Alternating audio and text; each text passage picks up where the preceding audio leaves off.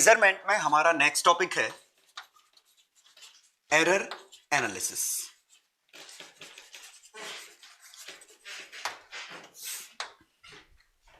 चलिए इस टॉपिक में हम डिस्कस ये करने वाले हैं कि जो हम इंस्ट्रूमेंट यूज कर रहे हैं किसी भी फिजिकल क्वांटिटी को मेजर करने के लिए, ऑब्वियसली कोई एक्सपेरिमेंट कर रहे होंगे और एक्सपेरिमेंट करने पे कुछ रीडिंग्स आएंगी। उन रीडिंग्स में कुछ अनसर्टेनिटी है, कुछ एरर है, तो हम उसी एरर के बारे में बात कर रहे हैं। तो देखिए, सबसे पहले हम कैटेगराइज कर लेते हैं एरर को based on sources of error. जैसे पहला मैं इसको डिफाइन कर रहा हूं ह्यूमन एरर और पर्सनल एरर। ये देखिए क्या है कि ये पर्सन टू पर्सन वेरी कर सकती है। इसको समझना बहुत ही आसान है। फॉर एग्जाम्पल हम टाइम पीरियड निकाल रहे होते 2π√L/g।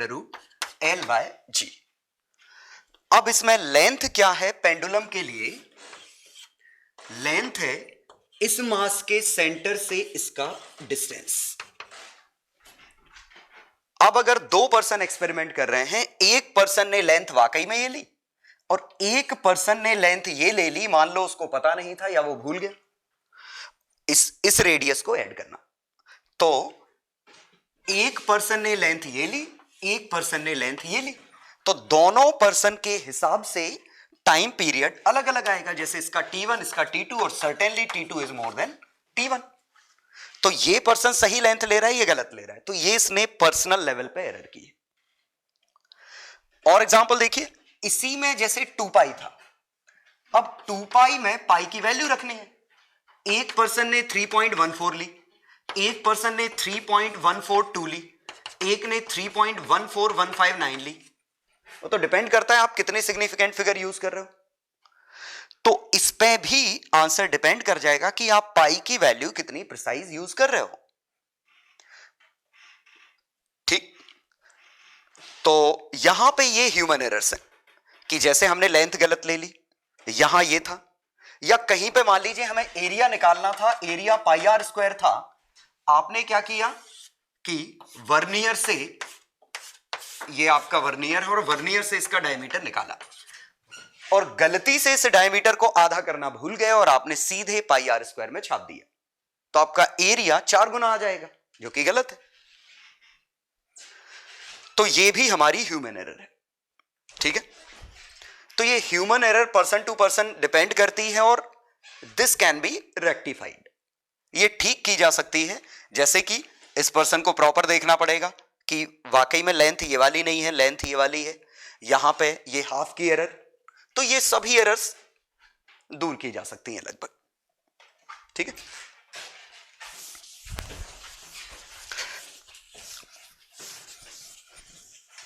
चलिए second instrument error. Second error क्या है कि मान लीजिए पर्सन अपनी तरफ से कोई गलती नहीं कर रहा है, पर्सन बिल्कुल एक्यूरेट निकाल रहा है, कहीं कोई गलती नहीं की, लेकिन फिर भी इंस्ट्रूमेंट की अपनी खुद की एरर्स होंगी। जैसे समझते हैं कि पहला, जैसे इसमें बात करें जीरो एरर। अब इंस्ट्रूमेंट का जीरो एरर सही नहीं है, मतलब जब वैल्यू 0 रीड करनी चाहिए वो 0 रीड ना करके कुछ और रीड कर रहा है। ऑब्वियसली हम ये ठीक कर सकते हैं करेक्शन फैक्टर लेके, लेकिन कुछ एरर ऐसी होंगी जो हम ठीक नहीं कर पाएंगे, जैसे लीस्ट काउंट एरर।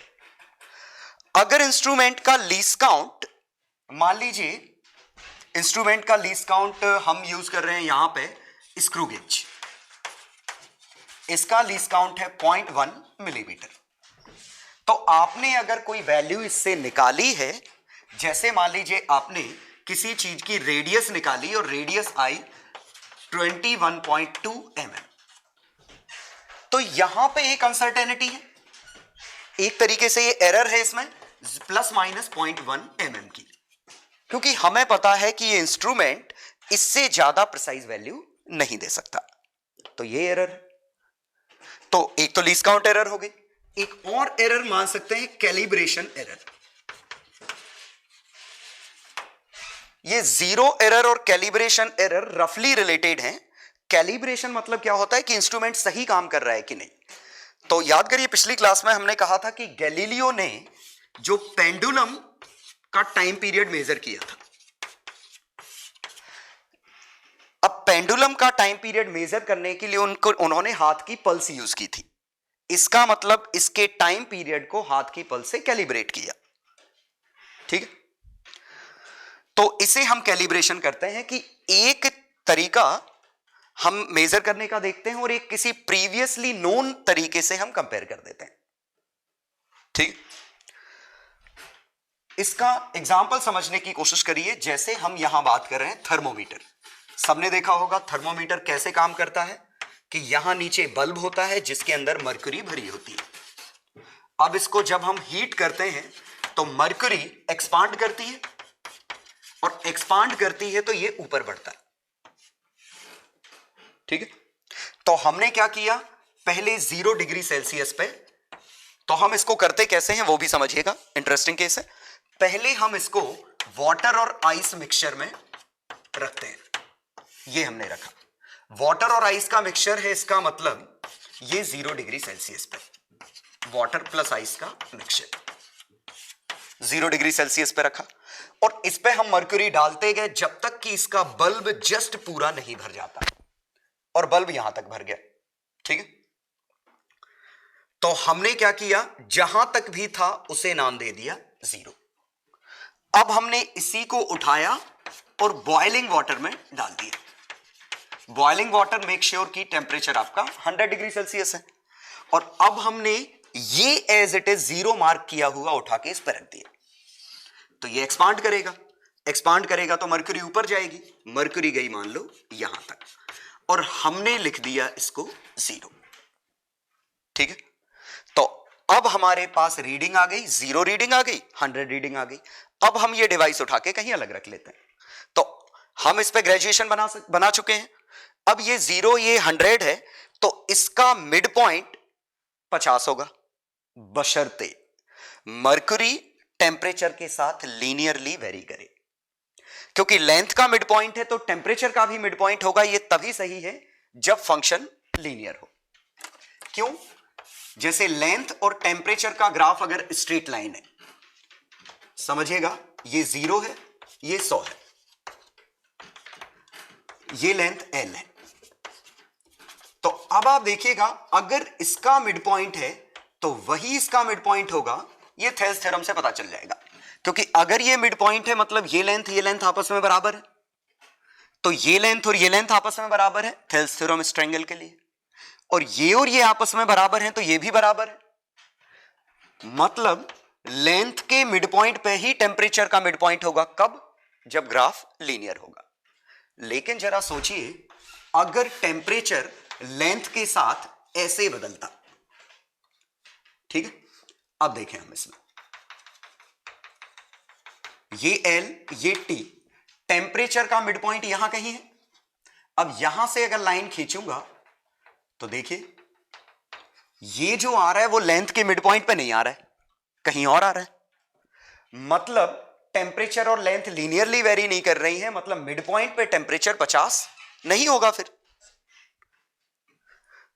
तो अब अगर हमने मरकरी की जगह ऐसा लिक्विड लिया जो टेम्परेचर के साथ लीनियरली वेरी ना कर रहा हो, जनरली मरकरी टेम्परेचर के साथ लीनियरली वेरी करता है, इसीलिए ग्राफ ऐसा बनता है और एरर काफी कम होती है। लेकिन अगर कुछ टेम्परेचर रेंज पे या हम ऐसा लिक्विड लें जो लीनियरली वेरी ना कर रहा हो, ग्राफ उस तरह का हो, तो हम तो सोच के चल रहे थे कि हमने 0 निकाला, 100 निकाला, मिड पॉइंट पे 50 कर दिया, इसके मिड पॉइंट पे 25, यहां 75, और हमने रीडिंग लिख के दे दिया, ये मान के कि ग्राफ ऐसा है जबकि ग्राफ ऐसा था।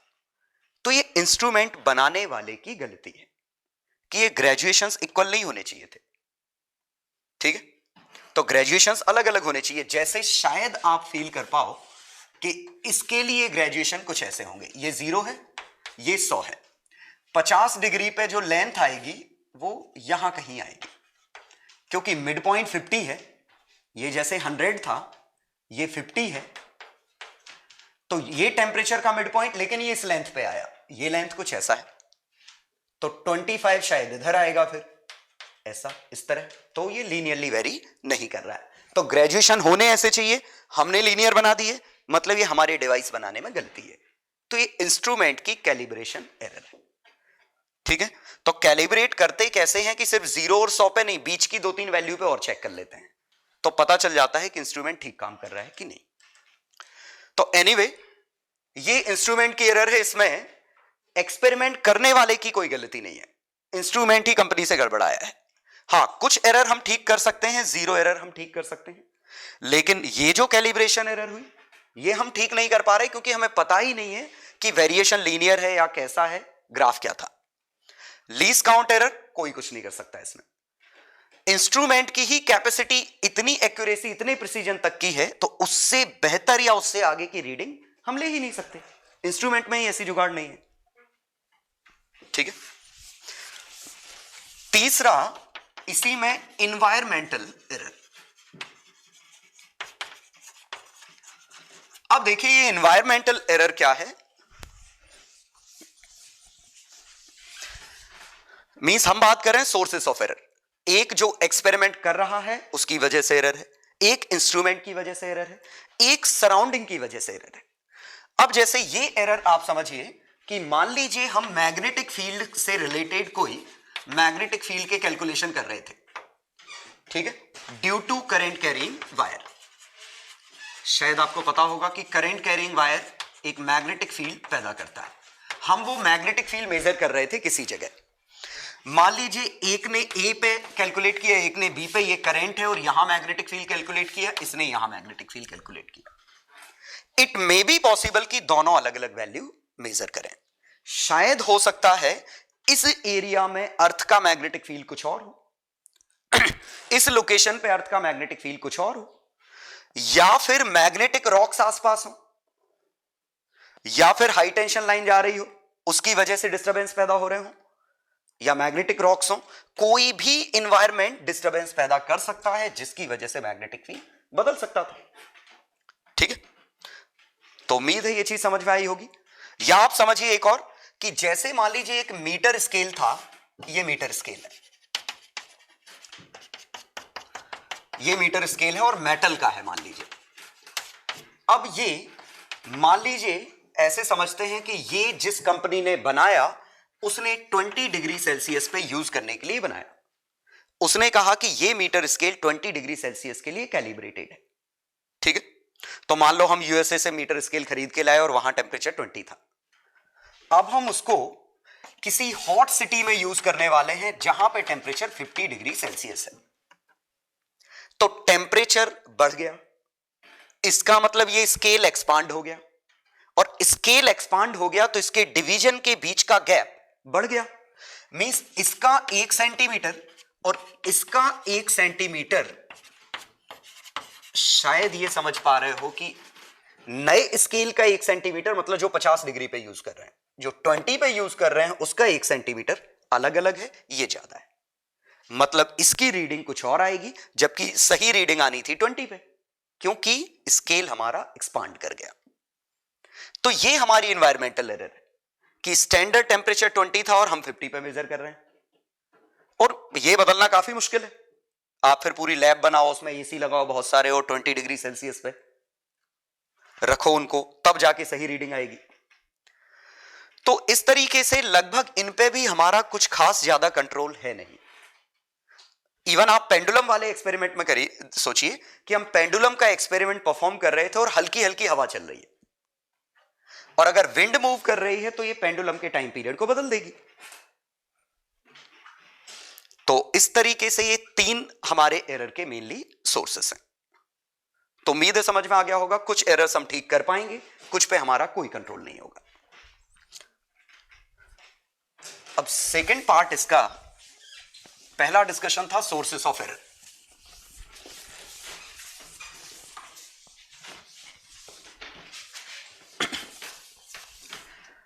दूसरा डिस्कशन हमारा है इसी में टाइप्स ऑफ एरर, कि एरर को कैटेगराइज करते हैं।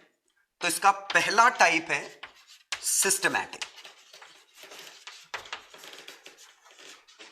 और दूसरा रैंडम।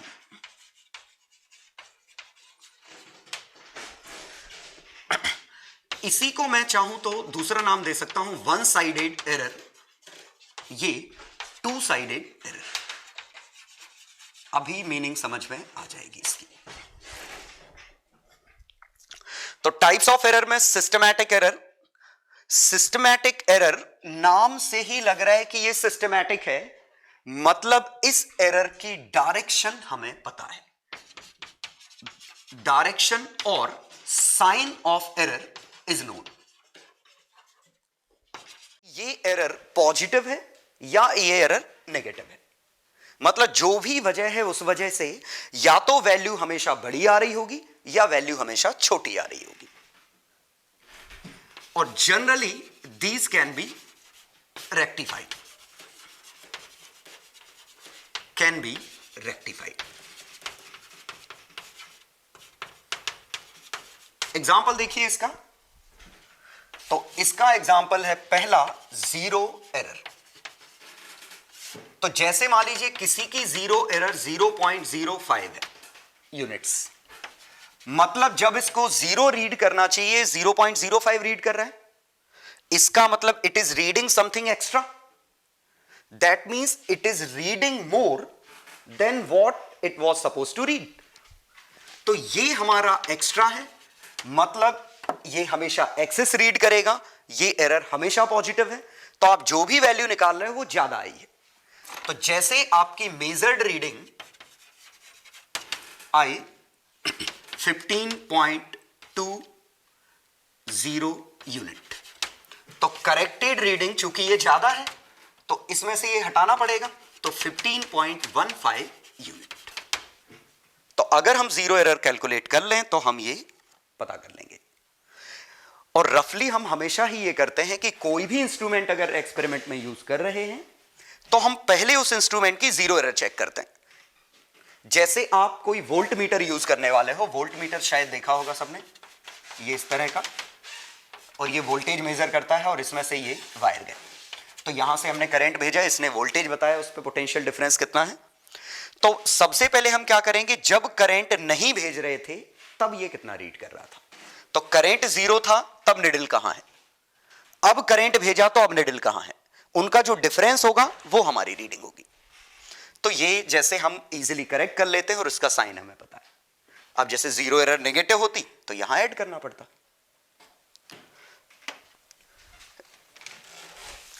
ठीक है।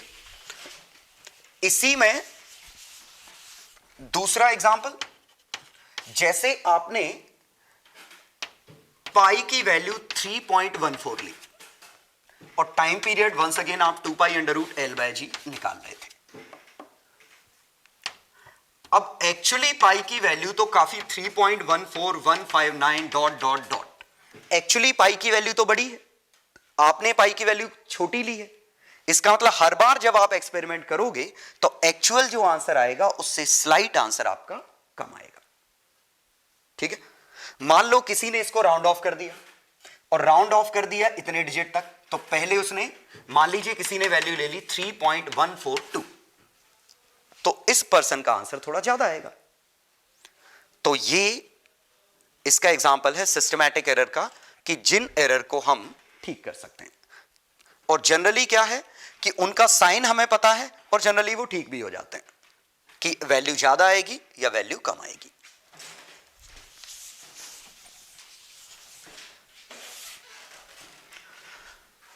रैंडम एरर, तो एक मिनट इसमें फिर रिपीट कर दूं, वन साइडेड एरर मतलब या तो वो एरर हमेशा पॉजिटिव है या वो एरर हमेशा नेगेटिव है। Random error means two sided, that means sign of error is not fixed. हमें एरर का साइन पता नहीं है।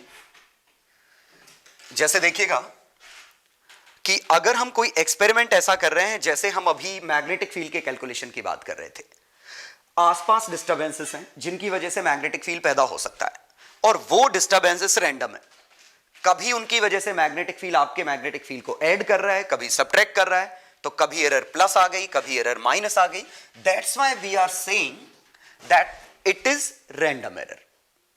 क्योंकि हमें पता ही नहीं है कि उसका असर क्या है, वो जुड़ने वाला है कि वो घटने वाला है।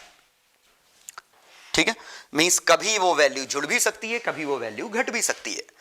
इसका सबसे अच्छा एग्जांपल है लीस्ट काउंट एरर, कि जैसे आपकी वैल्यू 1 2 3, आपकी वैल्यू आई यहां पे,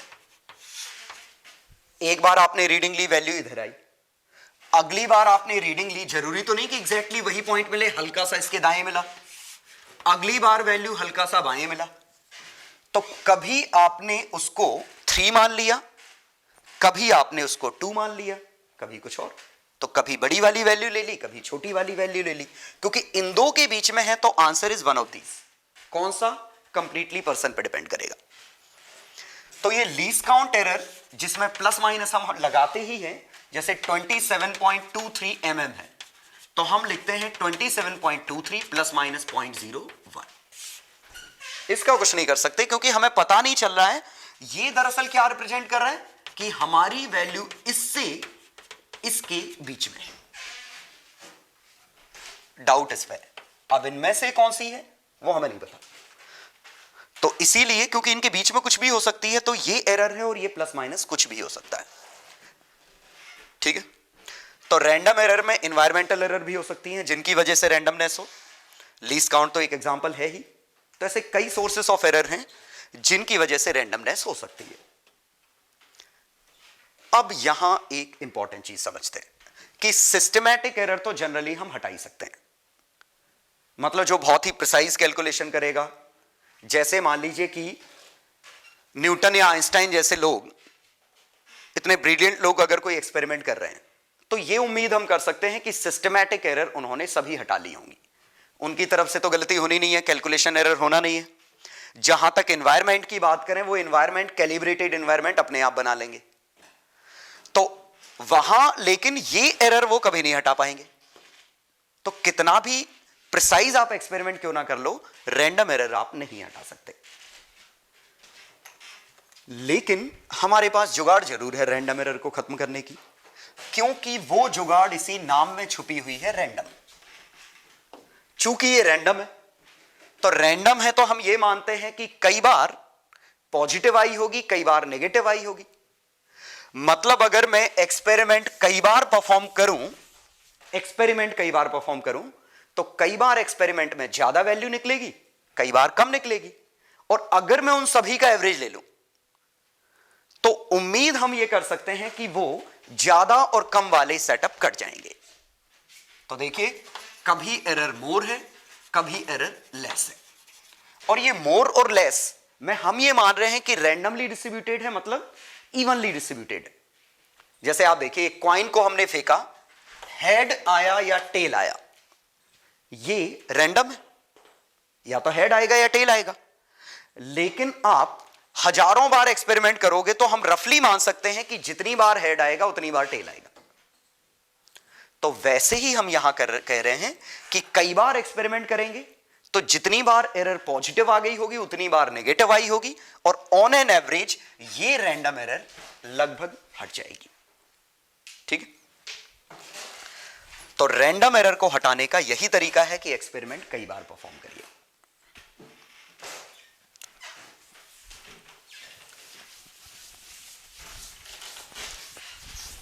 ठीक,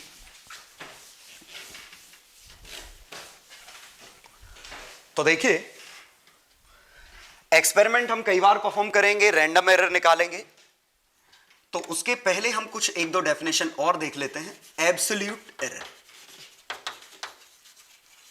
एब्सोल्यूट एरर क्या है? Measured value minus actual value. असली में वैल्यू क्या आनी थी और मेजर्ड वैल्यू क्या है, उन दोनों के डिफरेंस के मॉड को हम एब्सोल्यूट एरर कहते हैं। ठीक है, ऑब्वियसली ये तभी निकाल पाओगे जब आपको एक्चुअल वैल्यू पता होगी। Second, relative error. Relative error ये है absolute error upon actual value. तो अगर इसको मैं डेल्टा क्यू नाम दूं, एक्चुअल वैल्यू को क्यू नाम दूं, तो ये आएगा डेल्टा क्यू बाय क्यू। अब ये एब्सोल्यूट एरर थी ही, तो हमने रिलेटिव एरर डिफाइन ही क्यों करी? तो बड़ा आसान सा है। जैसे कि एक बंदा ए है, एक बी है। ए ने एक लेंथ मेजर की, इसने कहा मैंने लेंथ 1 मेजर की, मुझे इसमें एरर मिली 2 सेंटीमीटर की। इसने कहा मैंने लेंथ 2 मेजर की, मुझे एरर मिली 25 सेंटीमीटर की। दो अलग अलग लेंथ मेजर करी, इसने 2 सेंटीमीटर की गलती की, इसने 25 सेंटीमीटर की गलती की। तो क्या आप कह सकते हैं कि इसने बेहतर तरीके से आंसर दिया है या उसने बेहतर तरीके से आंसर दिया है? यहां देख के लग रहा है इसने गलती ज्यादा की है, लेकिन जरा समझते हैं। अगर हमने इससे कहा कि जो लेंथ 1 जो मेजर करनी थी वो थी 1 मीटर, और इसको जो लेंथ 2 मेजर करनी थी वो थी 1 किलोमीटर। अब जरा सोचिए, 1 मीटर में 2 सेंटीमीटर की एरर है, और इसने जो 25 सेंटीमीटर, हालांकि एरर ज्यादा है लेकिन किस पे की? 1 किलोमीटर पे।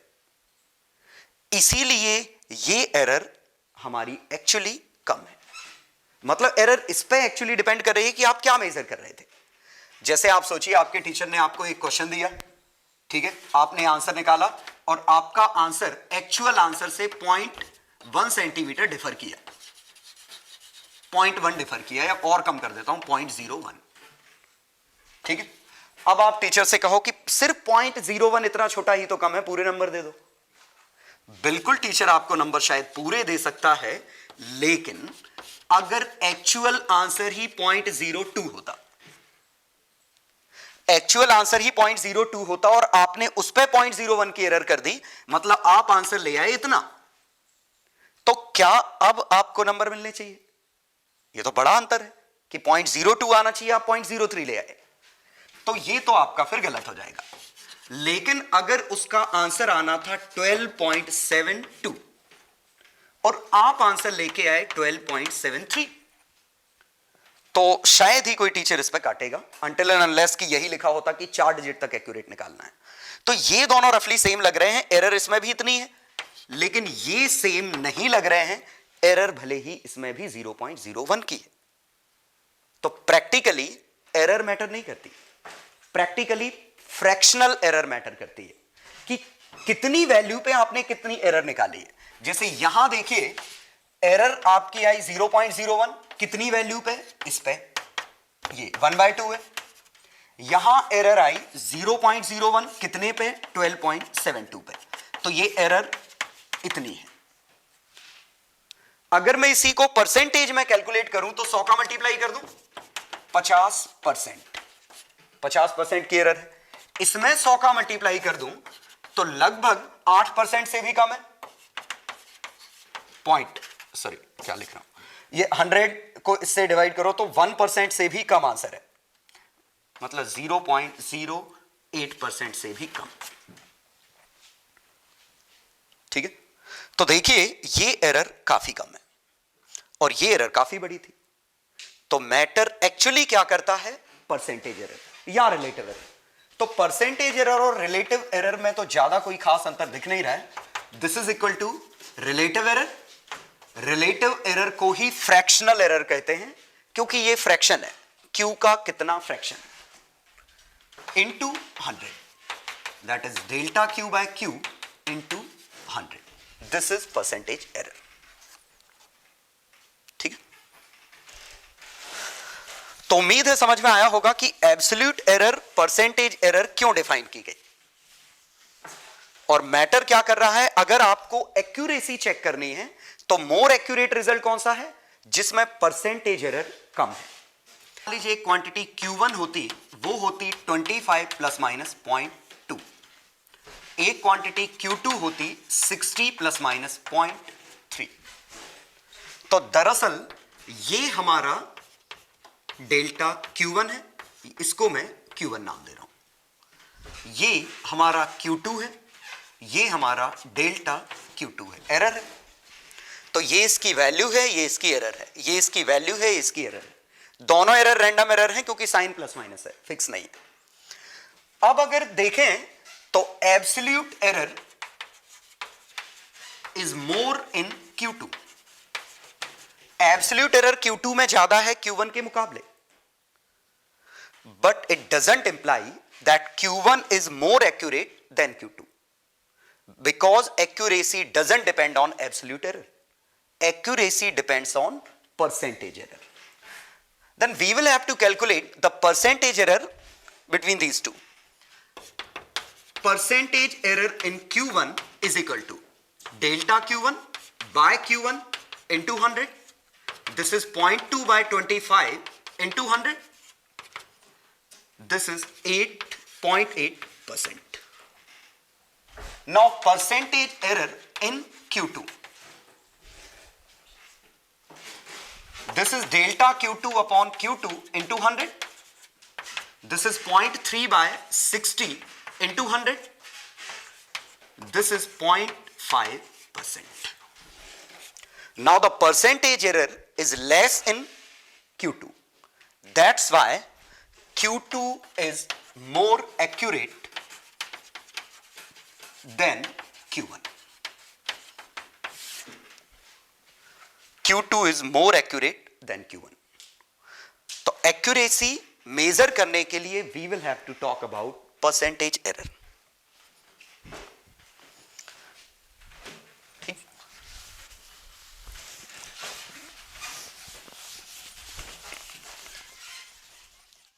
Discussion is accuracy versus precision.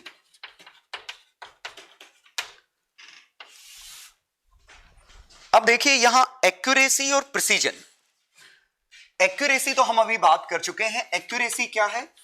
Closeness of value to of measured value to actual value. असली वैल्यू क्या है, आप उसके कितने क्लोज हैं, that is accuracy. Now what is precision? तो प्रिसीजन क्या है? प्रिसीजन और एक्यूरेसी अलग अलग चीजें हैं, समझिएगा। कॉमन लैंग्वेज में हम ये कहते हैं कि प्रिसीजन और एक्यूरेसी को हम रफली सेम मानते हैं कॉमन लैंग्वेज में, कि बहुत ही प्रिसाइजली कैलकुलेट करो मतलब एक्यूरेटली कैलकुलेट करो, अलग अलग चीजें हैं। प्रिसीजन मतलब actually mathematically it is number of significant figures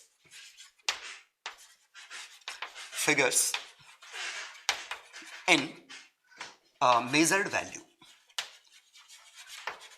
मतलब आप कितने डेसिमल के कितने डिजिट तक जा रहे हैं। जैसे हमने लेंथ मेजर की 25.1, एक ने मेजर की 25.12, एक ने मेजर की 25.113, ये वैल्यूज आई। ठीक है, तो यहां पे हम कह सकते हैं कि इट इज मोस्ट प्रिसाइज। ये मोस्ट प्रिसाइज है। मोस्ट प्रिसाइज क्यों? क्योंकि डेसिमल के तीसरे डिजिट तक वैल्यू बता पा रहा है, तो ये प्रिसीजन है।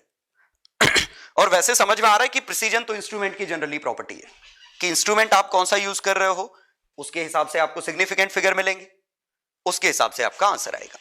तो ये सबसे ज्यादा प्रिसाइज है। लेकिन लगता ऐसा है कि ये सबसे ज्यादा एक्यूरेट है, कि लग रहा है ये डेसिमल के 3 डिजिट तक बता रहा है। लेकिन जरा सोचिए कि ये तो इस पे डिपेंड करेगा कि एक्चुअली वैल्यू क्या है। क्योंकि अगर इसी में एक्चुअल वैल्यू 25.09 होती, 9 ये वैल्यू होती।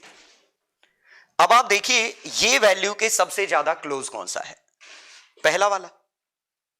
ये थोड़ा डिविएट कर रहा है, ये भी डिविएट कर रहा है, तो ये सबसे ज्यादा एक्यूरेट है लेकिन सबसे कम प्रिसाइज। ठीक है, या आप एक और बात समझिए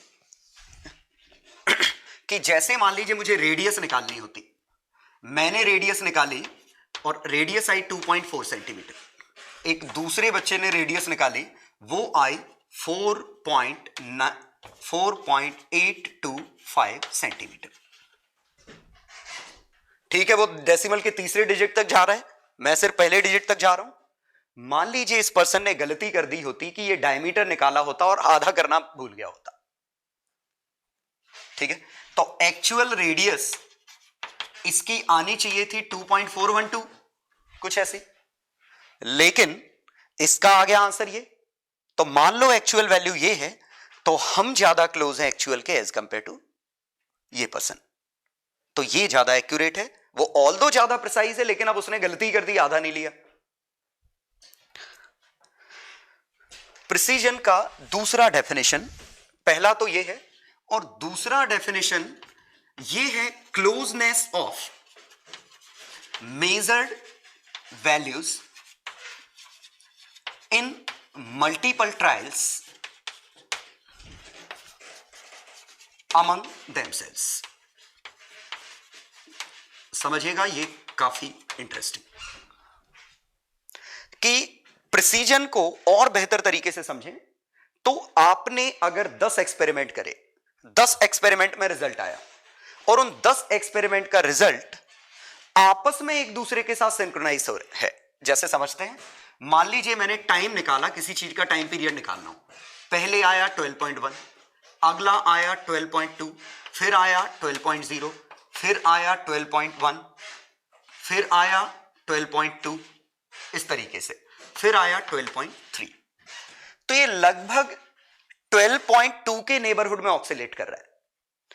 तो ये हमारा डेटा प्रिसाइज है, क्योंकि हमारी ये वैल्यूज एक दूसरे के साथ सिंक्रोनाइज है, मैच कर रही हैं। अब सोचिए कि अगर इसी में एक्चुअल टाइम पीरियड होता, एक्चुअल टाइम पीरियड आता 10 सेकेंड, और हम मेजर कर रहे हैं ये, तो ये प्रिसाइज तो है लेकिन एक्यूरेट नहीं है। लेकिन जरा इसी में दूसरा डेटा देखिए, 9.2, 10.8, 9.4, 10.6, 11.0, 9.0, ये था। ये डेटा देखें तो इनका एवरेज रफली 10 के आसपास आएगा। मैं एवरेज की क्यों बात कर रहा हूं, क्योंकि जब हम इसका एवरेज लेंगे तो रैंडम एरर कटने के चांसेस बढ़ जाएंगे, तो इनका एवरेज वैल्यू इसकी वैल्यू हो गई। तो एवरेज इसका 10 के आसपास है, इसका एवरेज 12.2 के आसपास है, और एक्चुअल वैल्यू 10 है। तो इन सब का एवरेज इसके पास है, इन सब का एवरेज इससे दूर है, लेकिन आपस में पास पास है। तो it is more precise, less accurate. And this is, यहां देखिए गैप अच्छा खासा है, 9 से 11 तक फ्लक्चुएशन है, मतलब 2 यूनिट का फ्लक्चुएशन है। तो it is more accurate but less precise. ठीक है।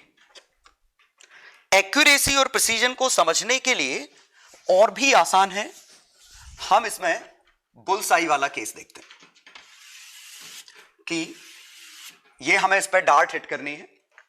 तो जैसे मान लीजिए एक पर्सन ने हिट की, पहला ट्रायल ये है, दूसरा ट्रायल ये, तीसरा ट्रायल ये, चौथा ट्रायल ये। दूसरे पर्सन ने हिट किया, इसके ट्रायल आए, तीसरे पर्सन ने हिट किया, इसके ट्रायल आए,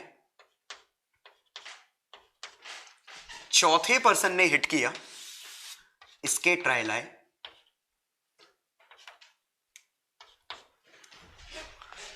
ये। अब जरा देखते हैं पहला वाला, इन सब का एवरेज रफली यही है, इन सब का एवरेज यहां है। तो ये समझ गए ना, ये डार्ट वाला एक्सपेरिमेंट है, मतलब ऐसा, ये जो आर्चरी वार्चरी में होता है एटसेट्रा, इसमें हम हिट करते हैं ये, तो जो सेंटर पे हिट करता है वो ज्यादा एक्यूरेट है।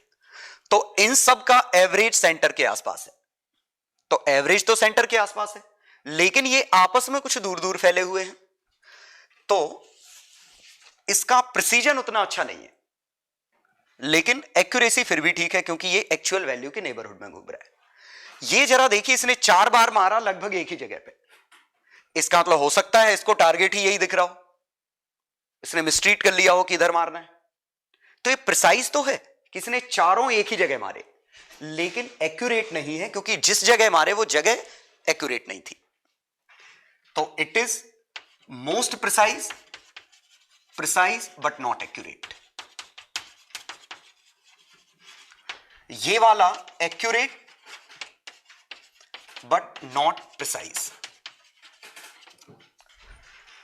और ये थर्ड और फोर्थ में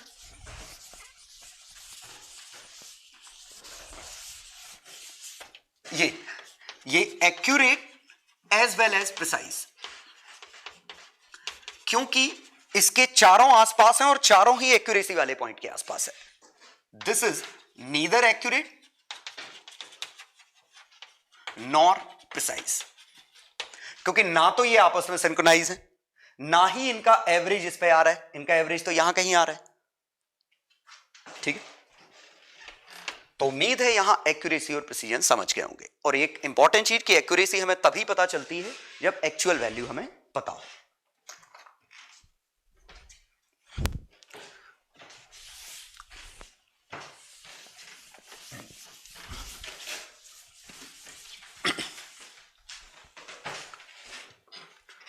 ठीक है, चलो अब देखते हैं आउटकम ऑफ एक्सपेरिमेंट की एक्सपेरिमेंट हम करते कैसे हैं और उससे वैल्यूज कैसे देखते हैं. तो हम एक ही एक्सपेरिमेंट को कई बार परफॉर्म करेंगे और हर बार हम उसकी वैल्यूज निकालेंगे. तो जैसे मान लीजिए हम सिंपल पेंडुलम का एक्सपेरिमेंट कर रहे होते, तो हमने इसमें क्या किया कि हमें इसका टाइम पीरियड पता करना है. तो हमने स्टॉप वॉच ली या रिस्ट वॉच जो भी है, इसको एक एंगल पर ले जाके छोड़ा, ऑक्सीलेट करने दिया, और ऑक्सीलेट करके जब वापस आया तो हमने उसका टाइम पीरियड निकाल लिया. ठीक है, तो हमने टाइम पीरियड, ये आपका ट्रायल है, कौन सा ट्रायल है, ये टाइम पीरियड की वैल्यूज है. तो ट्रायल 1 2 3 4 5, 5 ट्रायल ले लिए मैंने. मान लो पहले ट्रायल पे वैल्यू आई 2.4. ठीक है, दूसरे ट्रायल पे आई 2.6, तीसरे ट्रायल पे 2.4, अगले ट्रायल पे 2.5, अगले ट्रायल पे 2.6, ये वैल्यूज आ गई. ठीक है, तो हमने ऐसे किया तो देखिए किसी एक पर्टिकुलर वैल्यू पे नहीं आया, हर जगह अलग अलग वैल्यूज हैं. अब हम क्या करते हैं कि हम जानते हैं कि रैंडम एरर तो अब भी हो सकती है, इसमें इसमें इसमें इसमें. तो हम क्या करेंगे, इन सभी का एवरेज ले लेते हैं. ठीक है, मैं ये मान के चल रहा हूं कि अगर मैंने कोई सिस्टमैटिक एरर नहीं की, लेंथ सही मेजर की, टाइम पीरियड सही मेजर किया, सब कुछ सही है, सिर्फ रैंडम एरर्स हैं, तो अगर मैं सबका एवरेज ले लूं तो जो टाइम पीरियड मिलेगा T1 प्लस T2 जो वैल्यूज आई हैं T5/5, तो 2.4 2.6 2.4 2.5 2.6 बाय 5, और आंसर आ गया 2.5. एवरेज सीधे ऐसे निकाल दिया, इसका 0.1 लेके इसको दे दो, ये भी 2.5, ये भी 2.5, इसका 0.1 लेके इसको दे दो, पांचों 2.5 बन गए, एवरेज 2.5, या जोड़ के अपॉन 5 कर लो, आपकी मर्जी. तो ये वाली वैल्यू 2.5 है. अब ये हम हाईली ऑप्टिमिस्टिक हैं कि रैंडम एरर कट गई होगी, ये हम हाईली ऑप्टिमिस्टिक हैं कि रैंडम एरर कट गई होगी. मतलब ये एक्यूरेट वैल्यू तब मानी जाएगी जब रैंडम एरर कट जाए. लेकिन वर्स्ट केस ये हो सकता है कि इसकी भी रैंडम एरर पॉजिटिव, इसकी भी पॉजिटिव, इसकी भी पॉजिटिव, इसकी भी पॉजिटिव, इसकी भी पॉजिटिव. हालांकि चांसेस कम है, लेकिन जैसे आपने कॉइन उछाला तो 5 बार आप कॉइन उछालोगे तो बराबर बार हेड और बराबर बार टेल थोड़ी ना आएगा. पॉसिबिलिटी तो इसकी भी है कि पांचों बार हेड आ जाए, हालांकि चांसेस कम है, लेकिन है. तो वर्स्ट केस क्या था, हो सकता है पांचों की एरर ऐड हो गई हो, या दूसरा है कि पांचों की एरर नेगेटिव आ गई तो नेगेटिव में ऐड हो गई. तो हम क्या लिख रहे हैं कि ये है और हम वर्स्ट केस के लिए तैयार हैं. और वर्स्ट केस के लिए तो हमें एरर चाहिए. एरर अगर हम बात करें तो E1 plus E2 plus E3 plus E4 plus E5 by 5, और मैं इन सभी पे मॉड लगा रहा हूं. वर्स्ट केस मतलब जब सभी एरर ऐड हो गई हो. अब ये एरर कैसे कैलकुलेट कर रहा हूं, तो एरर में कैलकुलेट कर रहा हूं T माइनस T एवरेज, और ये हमारा T का एवरेज. एवरेज में बार ऊपर लगा देते हैं, तो ये मैंने टी के एवरेज और टी को घटाया, और इसका मॉड क्योंकि मैं साइन जोड़ने वाला हूं, तो 2.4 में से 2.5 घटाइए, मॉड 0.1, यहां 0.2, 0.1 0 पॉइंट, सॉरी इट इज 0.1, 0.1, तो एवरेज 2.5 था, 2.5 में से 2.6 घटाया 0.1, 0, 0.1, 0.1, 0.1, तो एरर का average 0.1 plus 0.1 plus 0.1 plus 0 plus 0.1 by 5, तो ये एरर आई 0.4 बाय 5, 0.08, ये हमारी एरर है। ये 0.08 ये तब का है, मतलब सभी में पॉजिटिव एरर आती तो इतनी पॉजिटिव जाती, सभी में नेगेटिव आती तो इतनी नेगेटिव जाती। तो हम इसमें क्या लिख रहे हैं कि ये जो 0.08 है, this is maximum permissible error. ये हमने माना कि वर्स्ट केस भी हो जाए तो इतनी एरर ऑन एन एवरेज आएगी। अब ये आगे भी हो सकती है, पीछे भी हो सकती है, तो हम टाइम पीरियड को कैसे लिखेंगे इसमें, वो है time period is equal to average value कितनी प्लस डेल्टा टी एरर का एवरेज, और ये कितना था 2.5, एरर का एवरेज कितना है 0.08, तो ये हमारा टाइम पीरियड है।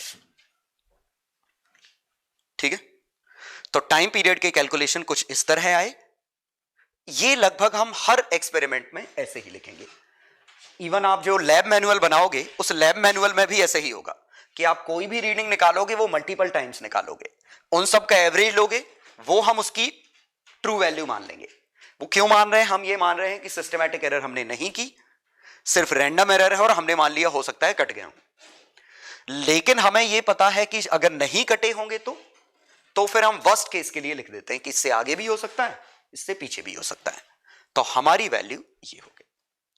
अब हमें इसमें एब्सोल्यूट एरर लिखनी होती, बेहतर है टर्म लिखूं मीन एब्सोल्यूट एरर, तो ये आती 0.08, एब्सोल्यूट मतलब मॉड पॉजिटिव, रिलेटिव एरर या फ्रैक्शनल एरर 0.08 कितने पे है 25 पे, परसेंटेज एरर 0.08 बाय 25 इंटू 4 0.32%।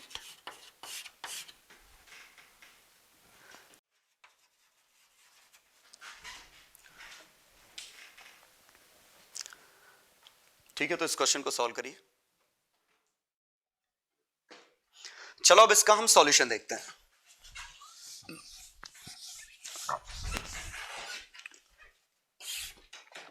तो हमें सबसे पहले तो R निकालना पड़ेगा।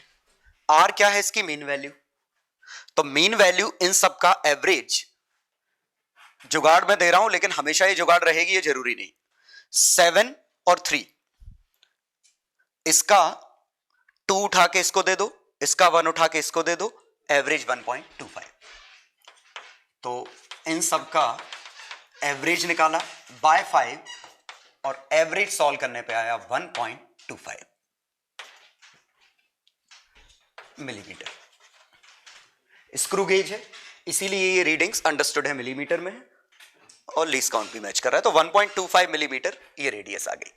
अब हमें एरर चाहिए, तो डेल्टा एरर मोड 1.25 और 1.24 0.01 0.02 0 0.01 0.03 इन सब का एवरेज चाहिए, तो डेल्टा आर एवरेज आया 0.01 0.02 0 0.01 0.03 बाय 5। ठीक है, 3 और 1 4 और 3 7 बाय 5 0.014। ठीक है, 3 और 1 4 और 2 6 और 1 7 0.07 बाय 5, मैंने 2 से मल्टीप्लाई डिवाइड कर दिया, तो ये डेल्टा आर आया। तो आर की वैल्यू हम क्या लिख रहे हैं 1.25 प्लस माइनस 0.014 mm। ठीक, तो ये हमारी रेडियस आ चुकी है। अब इसमें एब्सोल्यूट एरर, तो पहला पार्ट था absolute error and percentage error, यही निकालना था रेडियस में। तो रेडियस की वैल्यू आई 1.25 प्लस माइनस 0.014, तो एब्सोल्यूट एरर मतलब इसका mod 0.014 mm। Percentage error delta R by R into 100। ठीक है, और इसको करने के लिए मैं यहां समझदारी दिखा रहा हूं कि इसको 8 से मल्टीप्लाई कर दो, ऊपर 8 से मल्टीप्लाई कर दो। 8 से मल्टीप्लाई करोगे तो ये 10 बन जाएगा। ठीक है, तो ये कैलकुलेशन थोड़े आसान हो जाएंगे। ये 10 बन गया, ये 100 बन गया, ये 0.014 इंटू 8, ये 112 बन गया, इससे ये 0 कैंसल आउट किया, तो 0.14 इंटू 8, तो ये 1.12%। ये हमारी परसेंटेज एरर रेडियस की। लेकिन क्वेश्चन में कुछ और भी पूछा था, डायमीटर की परसेंटेज एरर क्या है। तो अब देखिए डायमीटर में परसेंटेज एरर, तो डायमीटर को अगर मैं d मानूं तो d की वैल्यू क्या है 2r, और r खुद कितना है 1.25 प्लस माइनस 0.014। इसको यहां लिखूं तो 2.50 प्लस माइनस ट्वाइस करूं तो 0.028। ध्यान दीजिए 1.25 का डबल 2.5 मत लिखिए, सिग्निफिकेंट फिगर गिर जाएंगे। 2.50। ठीक, तो अब इसमें देखें तो ये तो हमारी मीन एब्सोल्यूट एरर हो गई, तो डेल्टा डायमीटर का मॉड 0.028। और सही बात है, रेडियस में जितनी एरर थी डायमीटर में एरर डबल है, क्योंकि डायमीटर रेडियस का दुगना होता है। अब हम परसेंटेज एरर निकालें, तो यहां आई थी 0.014, डबल किया 0.028, यहां आया 1.12, डबल किया 2.24। बिल्कुल मत करना, ये गलत है। आंसर आएगा 1.12%। देखिएगा क्यों, क्योंकि यहां जब मैं परसेंटेज एरर निकालूंगा तो delta D by D into 100 करूंगा। सिर्फ ये एरर डबल नहीं हुई है, नीचे वाली वैल्यू भी तो डबल हो गई है, इट इज 2.50। ये भी डबल हुआ, ये भी डबल हुआ, तो ये काटने पे उतना ही रहेगा जितना की है। तो देखिए रेडियस में जो एरर थी, डायमीटर में एरर डबल है एब्सोल्यूट, परसेंटेज एरर वही है। और सही बात है, जरा समझिए इसको, लॉजिकली सोचने की कोशिश करिए कि रेडियस को अगर मैंने इंक्रीज्ड बाय 2 सेंटीमीटर, तो diameter increases by 4 centimetre. Radius में जो चेंज करोगे डायमीटर में उसका दुगना चेंज होगा। लेकिन अगर रेडियस इज डबल्ड, रेडियस हमने दुगनी कर दी मतलब 100% बढ़ा दी, इसी को तो दुगना कहते हैं। तो डायमीटर इज क्वाड्रपल्ड, नहीं, रेडियस दुगनी करने पे डायमीटर भी दुगना ही होगा, 4 गुना नहीं हो जाएगा, एरिया 4 गुना होगा। तो रेडियस दुगनी करने पे डायमीटर भी दुगना ही होगा, और अगर डायमीटर दुगना होगा तो इसमें 100% का ही चेंज आएगा। तो परसेंटेज चेंज दोनों में आपस में बराबर है, एब्सोल्यूट चेंज 1:2 है। तो उम्मीद है परसेंटेज चेंज और एब्सोल्यूट चेंज समझ रहे होंगे। थर्ड वाला केस,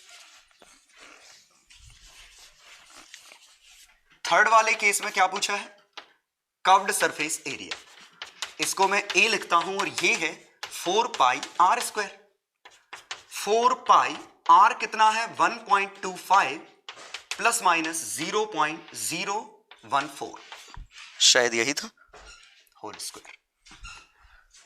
ठीक है, अब इसको लिखूं तो 4 पाई, इस गंदे से को कैलकुलेट करूं तो 1.25 का होल स्क्वायर 0.2 1.25 0.014 ये प्लस माइनस के साथ प्लस 0.014 का होल स्क्वायर ए स्क्वायर बी स्क्वायर 2ab 4 पाई जो का तुम 1.25 का होल स्क्वायर तो ये दरअसल 1/8 का होल स्क्वायर सॉरी 10/8 लिखा है 1.25 इज 10/8 5/4 5/4 का होल स्क्वायर कितना है 25/16 ठीक है। अब ये प्लस माइनस के साथ ये देखते हैं ये कितना बना 2.5 और 2.5 को 0.014 के साथ मल्टीप्लाई करें और इसको मल्टीप्लाई करने के लिए हालांकि दिख रहा है कि इसमें 4 से मल्टीप्लाई डिवाइड कर दो 4 से मल्टीप्लाई और डिवाइड कर दो तो ये कितना बन जाएगा 10 तो 0.14/4 0.07/2 0.035 लेकिन जरा ये देखें 14 का होल स्क्वायर 196 डेसिमल के 3 ये अब यहां ये समझ में आ रहा है ये तो काफी छोटा टर्म है निगलेक्ट कर दो डेसिमल के 3 0 आ चुके हैं तो ये तो निगलेक्ट कर दो काफी छोटा दिख रहा है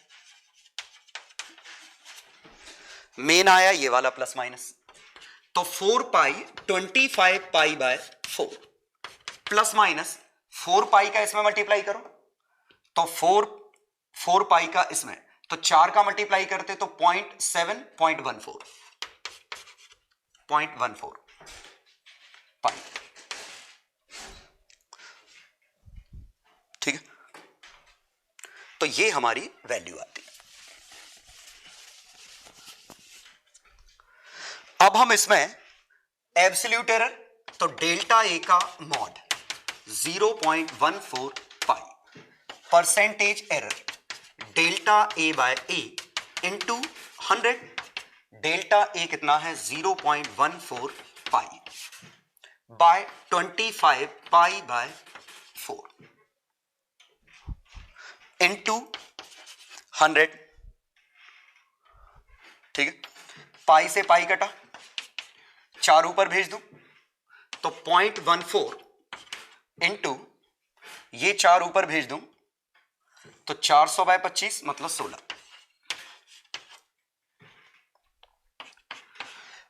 और ये मल्टीप्लाई करने के लिए फिर मैं ये जुगाड़ यूज कर रहा हूं 14 इंटू 16 के लिए 15 + 1 15 - 1 225 - 1 224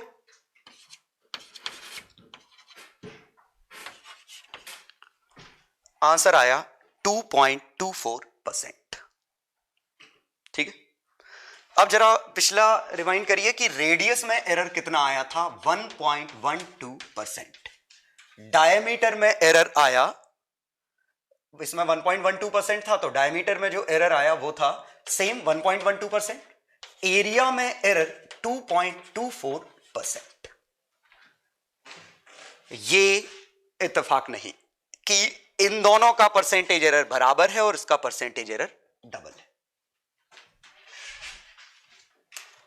ये हम अगले डिस्कशन में बात करेंगे कि आखिरकार ये आ कैसे गया। अब सोचिए कि अगर हमें पहले से पता चल जाता कि एरिया में जो परसेंटेज एरर है वो रेडियस का डबल होगा तो हमें इतना सब थोड़ी ना लिखना पड़ता, हम सीधे लिख देते। ठीक है, तो ये हम अगले डिस्कशन में बात करेंगे कि आखिरकार ये कैसे हो जाता है।